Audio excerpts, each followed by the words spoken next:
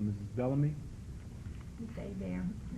One of my constituents called with a question that I would like to have clearly outlined for them. Under the current law, do dog owners have to have their pets inoculated against rabies? Yes, they do. If I can get to the rabies area, if Royce is here, I didn't see him in the audience, but he can probably address some of the nuts and bolts of how that works better than me. Every animal animal that is subject to contracting rabies, and specifically dogs or cats, must be inoculated against rabies annually by a licensed veterinarian. But in the ordinance, wherever we use the word animal, where we're talking about rabies, we mean any animal that may get rabies. Are there ever any exceptions? No, ma'am. There's a state law that governs that as well, which states that an animal must be vaccinated annually in the state of Louisiana by a licensed veterinarian for protection of rabies. And that will not change in this proposed ordinance? No, ma'am. So, in other words, anyone who does not have their dog currently inoculated against rabies is in violation of the current law, As well as the future. as well as the ordinance that we're future if it is proposing. Yes, approved. ma'am. Thank you. Any further questions from the council? Yes. Mr. Landry?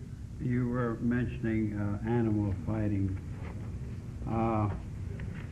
That has been changed, but should we encounter any difficulty with this particular section 6.7 or now 6.6, we could then come back to the council and ask the council to pass an amendment that would put back the old section 6.7 into effect? Yes, I wouldn't recommend exactly like what we have in the old section 6.7, but I think there are some things that we could do to expand what we have now if the council would believe for some reason what we're passing tonight would not be working. Okay, just wondering if we were not satisfied and got complaints, etc., etc. And chickens will no longer have to be kept off the ground, is that correct? Right. We took out the requirement that was in the proposal that said that all of the coops where the chickens were kept had to be at least 2 feet off the ground.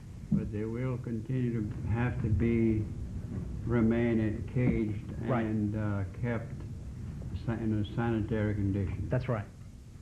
We took out, in fact, in this entire ordinance, wherever it appears, we took out all of the very specific requirements about requiring people to clean up droppings and that sort of thing in favor of a general requirement that someone could not maintain their animals in such a way as that they may become a nuisance either to the public or to their neighbors.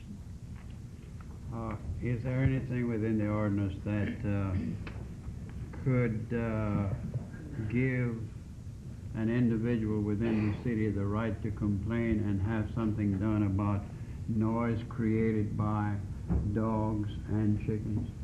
It doesn't say that per se in the ordinance, but that there's a procedure in place now with the police department and the animal control division of the police department that I think they take care of that now. Royce, you may want to speak to that some more. Basically, that's covered presently under the noise ordinance, nuisance noise, and police officers do respond, and we've had moderate success to fairly good success with that, that aspect of it. All right, thank you. And in reference to raising chickens, again, if we find this to become a problem, either environmentally or whatever, we can come in with an amendment to this whole fowl amendment, Yes. right? Any further questions from the council? Mr. Williams? Ms. Mounts? Mr. Duhon, Yes, ma'am. is your office routinely notified if there are attacks by animals, whatever kind, on children or individuals in the city? Does it Yes, end ma'am.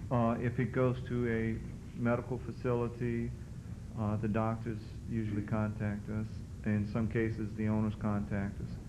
We probably, like many of the other animal control agencies across the nation, receive only a small portion of the actual bites and attacks. Is it your experience that there are more problems with exotic pets than, for example, with various breeds of dog in relationship to any risk to the public? It would depend on what exotic pets you're talking about. That's It would the also problem. depend on what type of a situation we're talking about. If you're talking about in the wild, I would say, no ma'am, I would say you probably have more attacks reported from dog owners and cat owners.